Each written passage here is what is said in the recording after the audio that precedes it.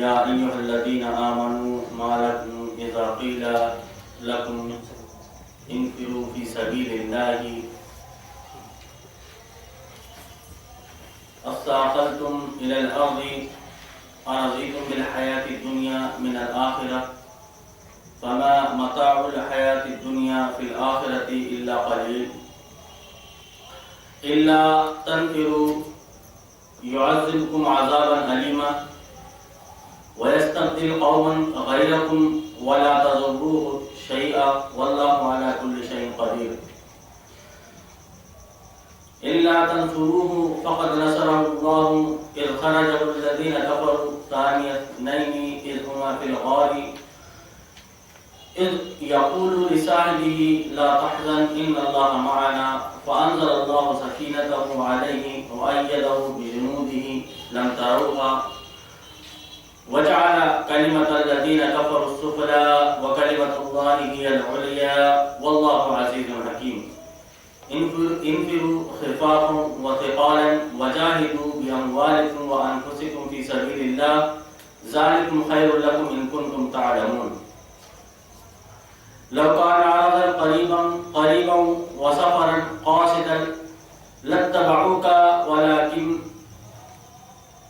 ولكن بعدت عليهم الشقة وسيحلفون بالله لو استطعنا لخرجنا معهم يهلكون أنفسهم والله يعلم إنهم لكاذبون صدق الله العظيم. سامعین، ابھی آپ نے یہ سورۃ توبہ کی کا 6واں رکوع سماعت فرمایا. یہ 38ویں آیت سے لے کر کے شروع ہوتا ہے، 42ویں آیت میں ختم ہوتا ہے.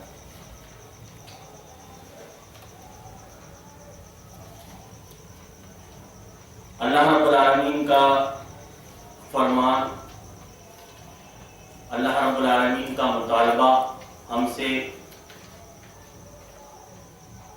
پوری امت مسلمہ سے کیا ہے؟ جن لوگوں نے اس کو مان لیا، جنہوں نے لا الہ الا اللہ کو مان لیا، یعنی رسول کی بات کو انہوں نے تسلیم کر لیا، رسول کی بات کو انہوں نے مان لیا، تسلیم کر لیا، وہ ایمان کے دائرے میں داخل ہو گئے، ایمان کے دائرے میں وہ داخل ہو گئے. اب ان کا ذمہ یہ ہے کہ لوگوں کو جس ایمان کا مزہ انہوں نے چکھ لیا ہے، لوگوں کو اس مزے کے بارے میں بتائیں کہ ایمان کا مزہ ہے کیا، اور اللہ رب العالمین پر ایمان کیوں ضروری، ہمارا مسلمان ہونا کیوں ضروری، کیوں ضروری، ہمارا مسلمان ہونا کیوں ضروری.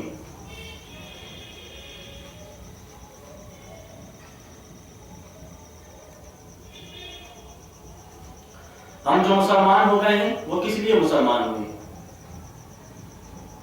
ہم کو کون سی ایسی بات سمجھ میں آ گئی ہے کہ ہم نے رسول کو اللہ کا رسول مان لیا؟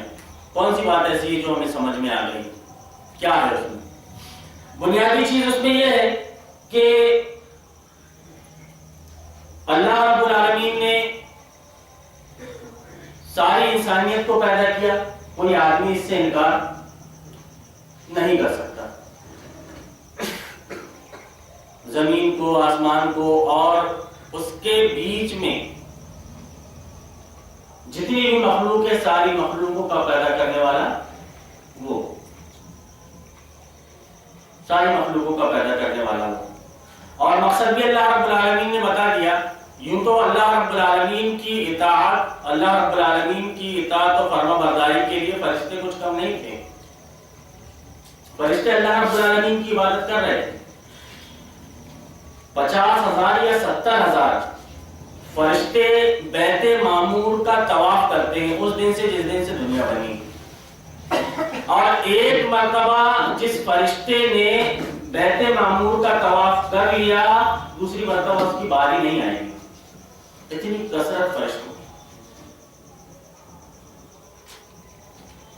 اگر اللہ رب العالمین چاہتا کہ ہم اس کی عبادت کریں؟ تو فرشتوں نے یہی تو سوال کیا تھا اللہ رب العالمین سے، نحن نسبح بحمدک ونقدس لک قال انی اعلم ما لا تعلمون، میں جو جانتا ہوں تم نہیں جانتے، میں جو جانتا ہوں تم نہیں جانتے۔ اللہ رب العالمین نے اختیار صرف جن اور انس کو دیا ہے، اختیار صرف جناتوں کو اور انسانوں کو دیا ہے، اور اللہ رب العالمین کا مواخذہ بھی ان دونوں سے ہی ہوگا، مواخذہ بھی ان دونوں سے ہی ہوگا کہ تم نے مانا کیوں نہیں، ایمان کیوں نہیں لائے۔ تم دیکھ رہے تھے کہ ہوا چل رہی ہے، تم کو نظر نہیں آ رہی ہے، تم محسوس کر رہے تھے اس کو، اللہ رب العالمین نے اس کو تمہارے لیے بنایا۔ اگر وہ تھوڑی دیر کے لیے ہوا کو روک دے تو تمہاری ہوا اکھڑ جائے، تمہاری ہوا اکھڑ جائے۔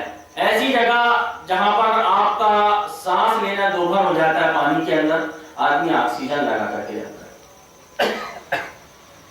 آدمی آکسیجن لگا کر کے جاتا ہے۔ ساری چیزوں کو اللہ رب العالمین نے دنیا میں رکھا ہے، اسی لیے اللہ رب العالمین نے یہ بیان فرمایا کہ ان تعدوا نعمت اللہ لا تحصوها، کہ اگر تم اللہ کی نعمتوں کو شمار کرنا چاہو تو شمار نہیں کر سکتے۔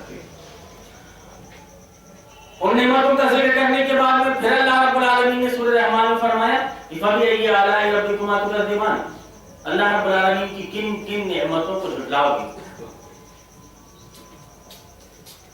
ریسرچ بھی کیا ہے سائنس نے کہ انسان کا دل یہ دائیں طرف یہاں پر، اور دماغ اس کا یہ یہاں پر ہے۔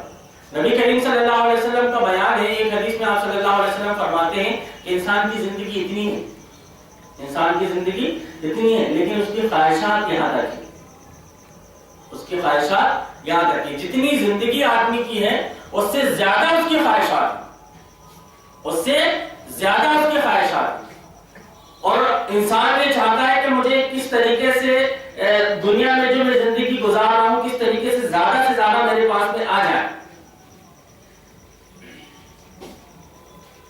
99 اور 100 والی گئے، کیا آدمی سوچتا ہے کہ میرے پاس میں ایک ہو جائے، ایک آیا اس کے پاس میں تو سوچتا ہے 2 ہو جائے، 2 سے اگر 99 پہنچ گئے تو چاہتا ہے کہ 99 تو ہو ہی گئے، پھر 100 ہو جائے، 100 ہو گئے تو پھر یہ چاہتا ہے کہ بھائی 101 ہو جائے۔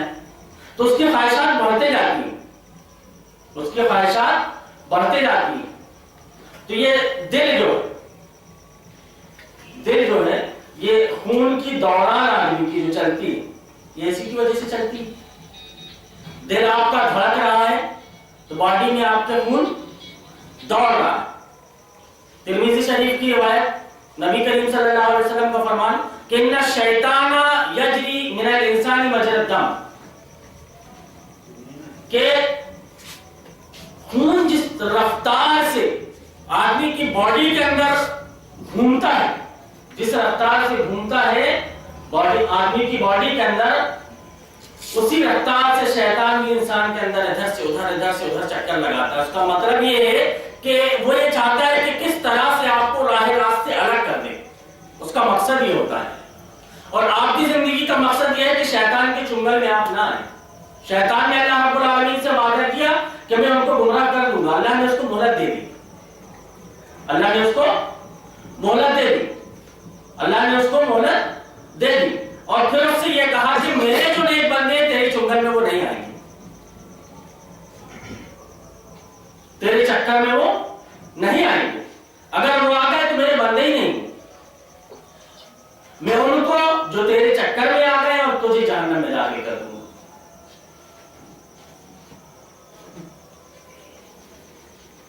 اب دماغ یہاں ہے آدمی کا، دماغ یہاں ہے آدمی کا، دل یہاں ہے، دل آدمی کا یہاں ہے۔ یہ دونوں کا ربط دماغ کا اور دل کا، دماغ کا اور دل کا دونوں کا ربط برابر، جو سرکولیشن خون کا پہنچتا ہے برابر دماغ تک کے پہنچ نہیں پاتا، وہ صرف ایک ہی کنڈیشن میں پہنچتا ہے جب وہ سجدے کی حالت میں اپنے رب کے سامنے جھک جاتا ہے۔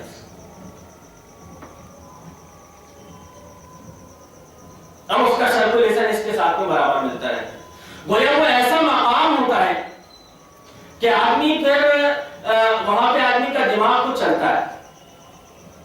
بہت سی چیزیں دیکھو گے آپ کہ عام طور سے یہ ہوتا ہے کہ کوئی چیز آپ کو سمجھ میں نہیں آ رہی ہے, آپ اگر نماز کی حالت میں کھڑے ہو گئے, شیطان آپ کے اوپر حاوی ہو جاتا ہے, وہ سیر کراتا رہتا ہے ادھر سے ادھر کی.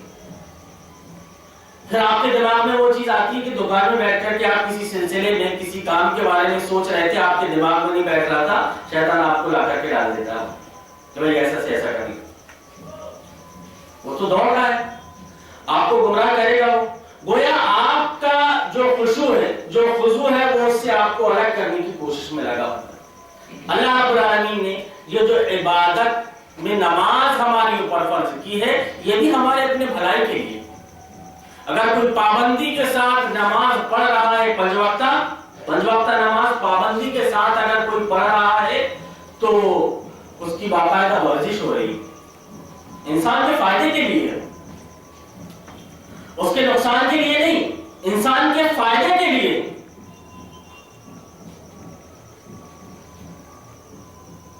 اللہ رب العالمین نے کچھ چیزوں کو انسان کے اوپر حلال کیا ہے تو انسان کے فائدے کے لیے ہے.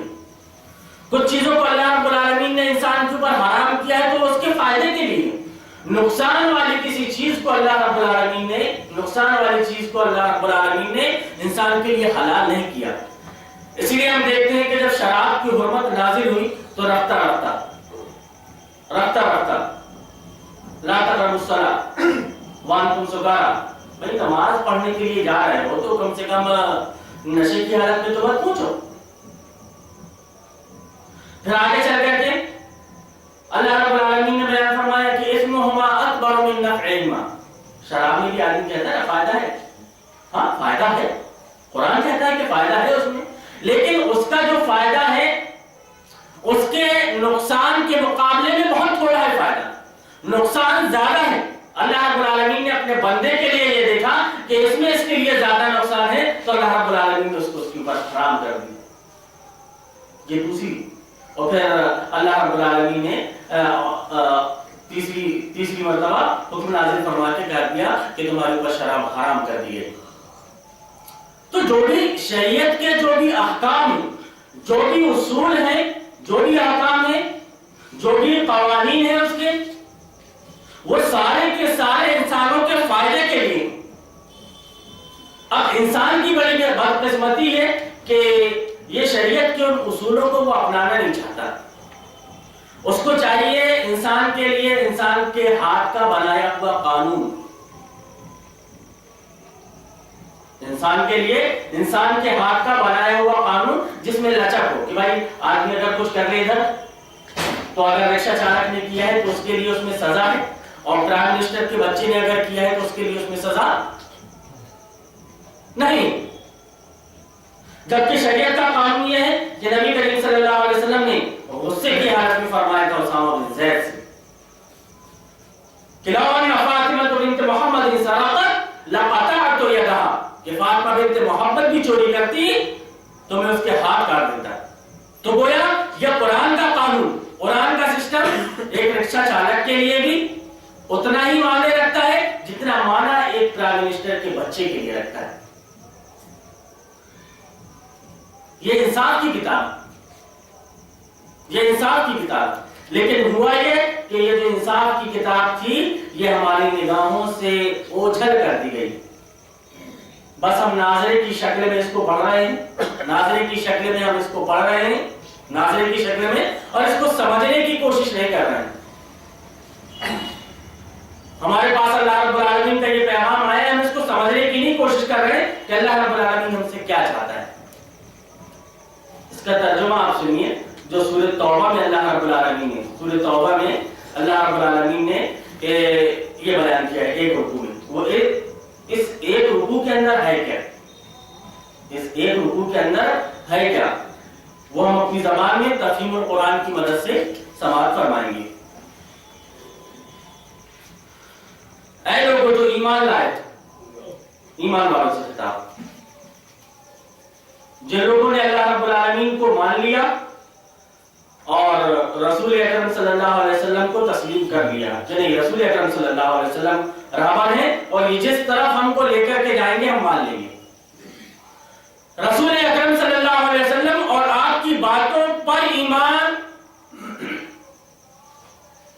ویسا ہی ہمارا ہونا چاہیے جیسے ابوبکر صدیق رضی اللہ تعالی. صدیق ان کا لقب کیوں پڑا؟ مکہ کے لوگ آئے اور کہا کہ یار یہ اچھا یہ بتاؤ یہاں سے بیت المقدس کوئی جا سکتا ہے کیا فلسطین راتوں رات اور جا کر کے واپس آ سکتا ہے؟ اور یہ ناممکن ہو ہی نہیں سکتا.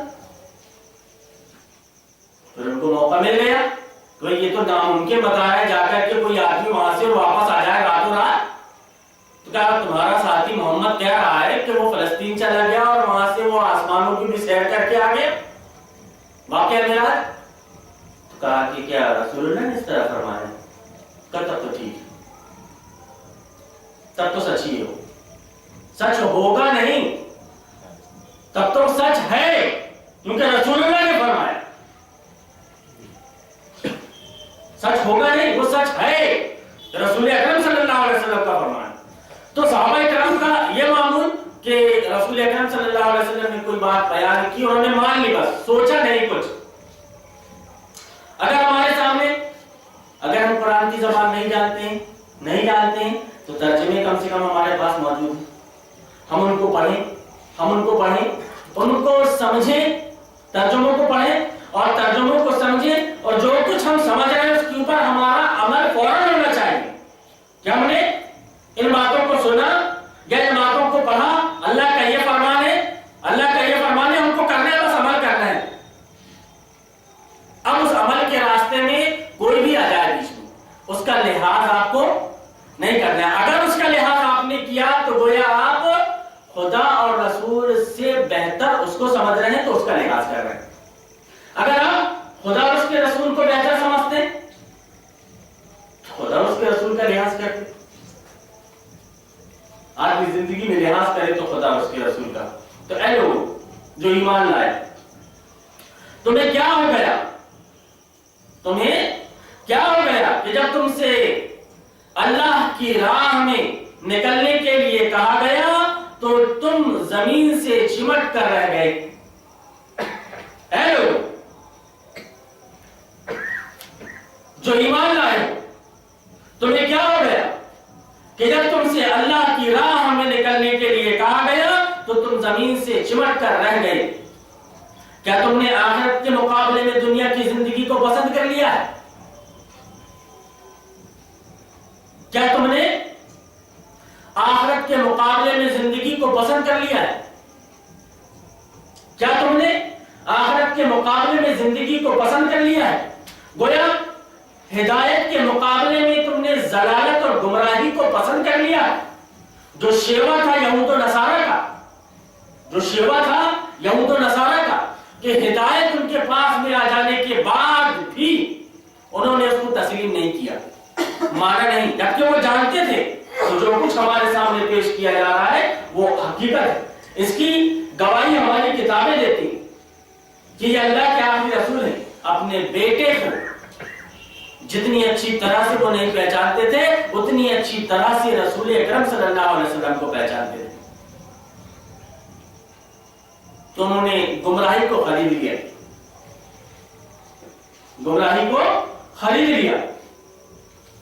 اور چھوڑ دیا ہدایت کو چھوڑ دیا. تو ہدایت کو چھوڑ دیا کا مطلب کیا؟ آخرت کو چھوڑ دیا. آخرت کا اس کے پاس کوئی خیال نہیں. دنیا اس کو اچھی لگ رہی. کیا تم نے آخرت کے مقابلے میں دنیا کی زندگی کو پسند کر لیا ہے؟ اچھا ایسا ہے تو تمہیں معلوم ہو کہ دنیا کی زندگی کا یہ سب سر و سامان آخرت میں بہت تھوڑا نکلے گا.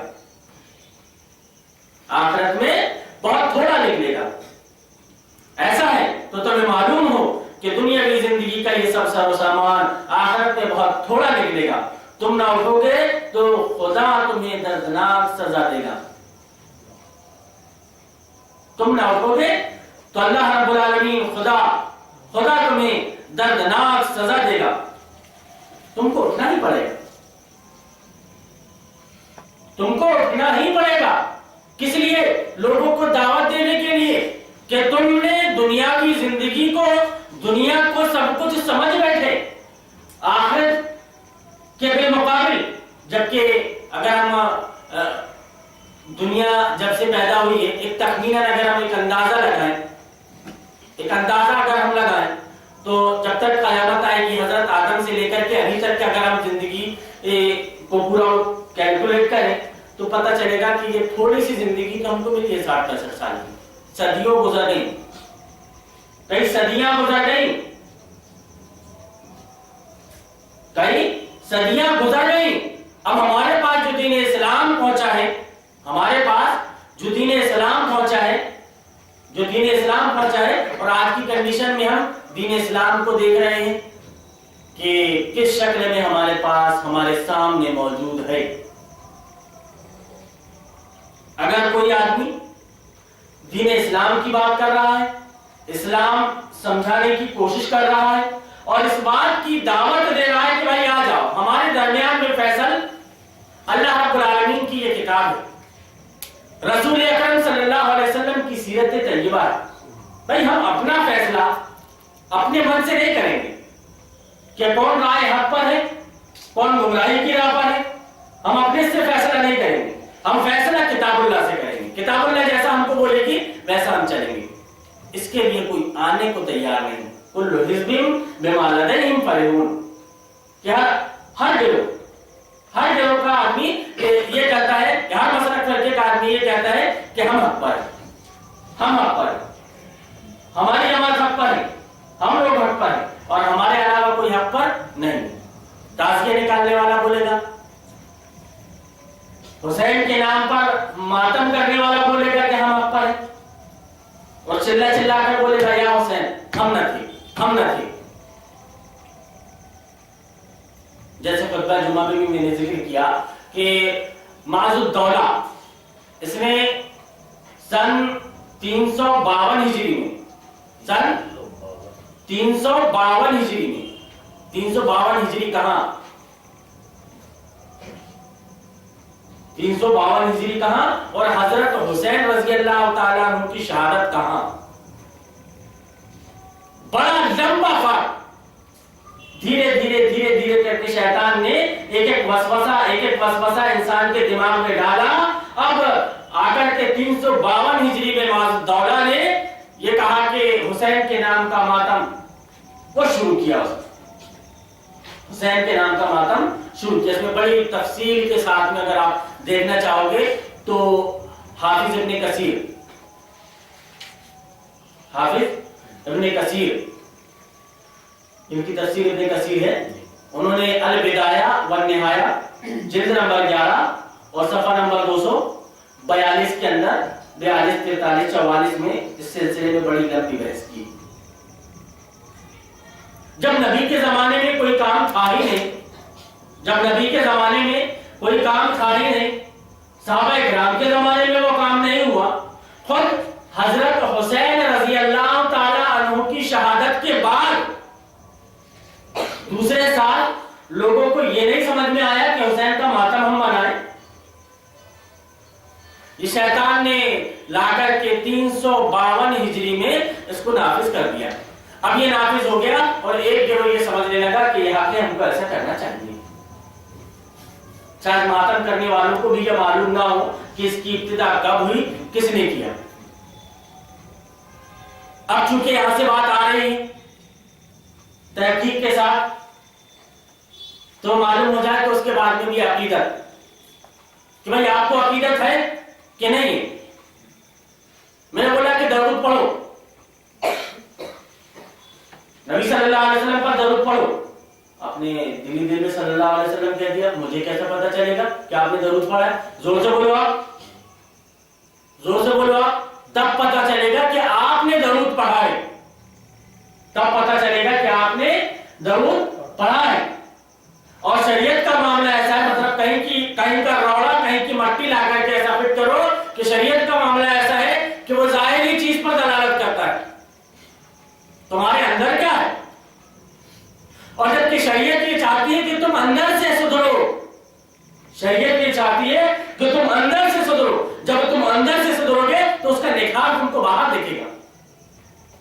جب تم اندر سے سدھرو گے تو اس کا نکھار تم کو باہر سے نظر آئے.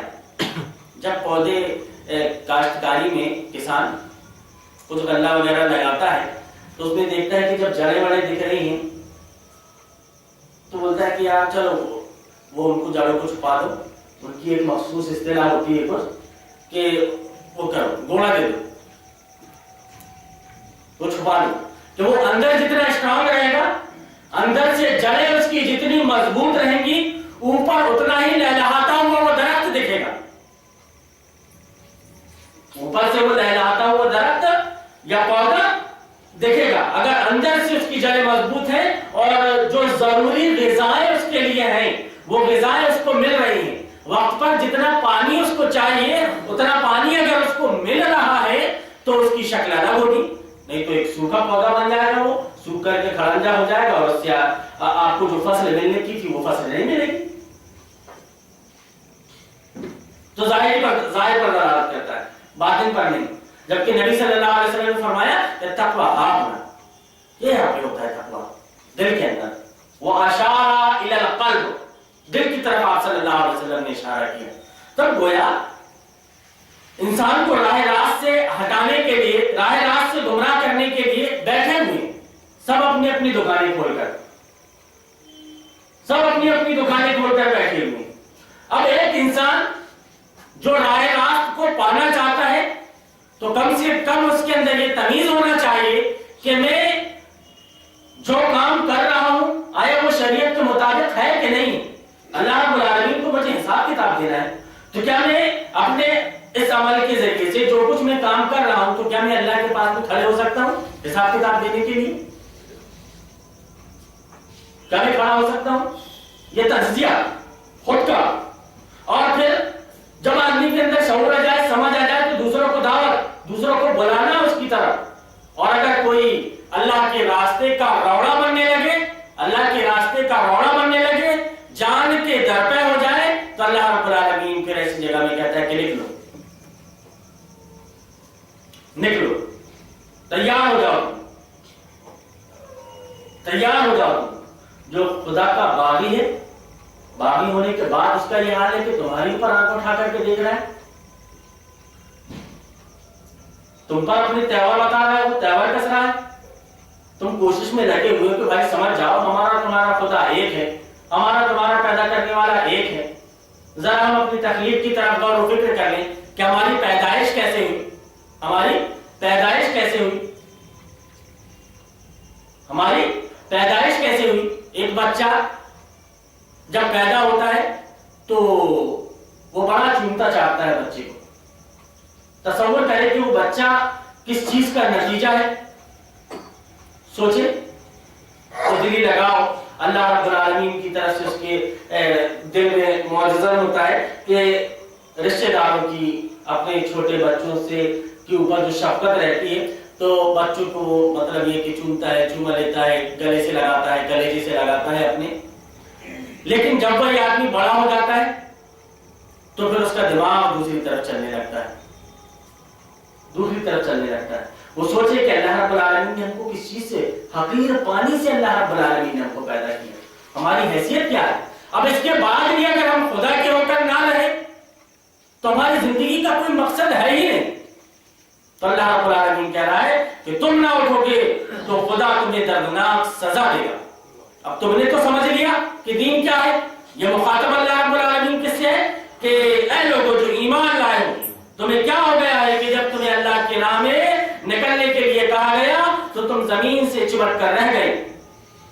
گویا تم کو زندگی محبوب ہے, گویا تمہیں اپنی جان محبوب